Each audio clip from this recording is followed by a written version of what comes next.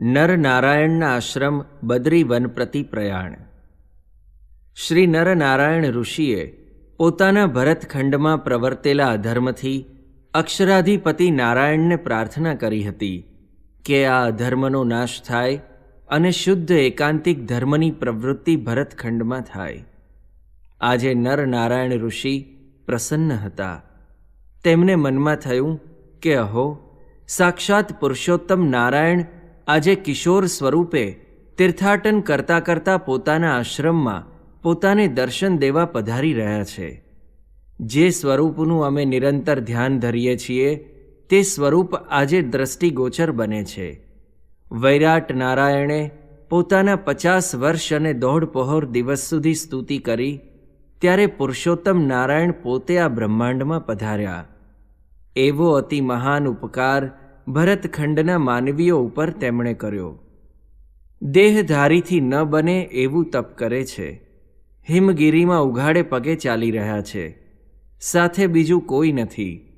વિચાર કરતાં કરતાં ઋષિવર વ્યસ્ત થઈ ગયા. તેમણે એકાએક બૂમ મારી, અરે કોઈ છે? તરત જ નર ઋષિ આવ્યા.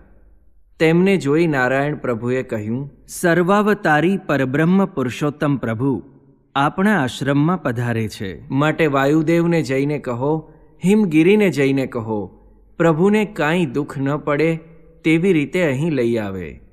નર ઋષિ તત્કાળ હિમગીરી પાસે ગયા અને નારાયણનો સંદેશો કહ્યો. પોતાની પીઠને પાવન કરતા અક્ષરાધિપતિ પરબ્રહ્મ પુરુષોત્તમ ભગવાનના આજે વાહક બનવાનું પોતાને સદભાગ્ય પ્રાપ્ત થયું. તેથી હિમગીરી પ્રસન્ન થયા. વાયુદેવે પણ તેમની ગતિ મંદ કરી દીધી. હિમગીરી દેવનું સ્વરૂપ ધારણ કરી નીલકંઠ વર્ણિની સન્મુખ પધાર્યા. નીલકંઠ વર્ણિને દૂરથી જોઈ તેમણે ઓળખ્યા. મારા વિશાળ વિસ્તારમાં કોઈ માનવી ફરકી ન શકે ને આ વર્ણિ અહીં પધાર્યા માટે જરૂર નર ઋષિએ કહ્યા તે મહાપ્રભુ આ પોતે જ છે. તેમણે દંડવત કર્યા.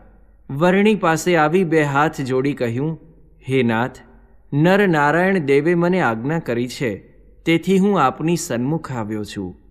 આપ કહો તે પ્રમાણે વાહન લાવું અથવા આપનો વાહક હું પોતે બની જાઉં. તેમનો ભાવ જોઈ મહાપ્રભુ હસ્યા. તેમણે કહ્યું, તીર્થાટન તો પગે ચાલીને જ કરવું જોઈએ. એટલામાં પાછળ નર ઋષિ અને મુનિગણો આવ્યા. તેમણે સર્વેએ શ્રી નીલકંઠ મહાપ્રભુને દંડવત કર્યા. અનેક પ્રકારના ફળ તેમને ચરણે ધર્યા. નીલકંઠ વર્ણિ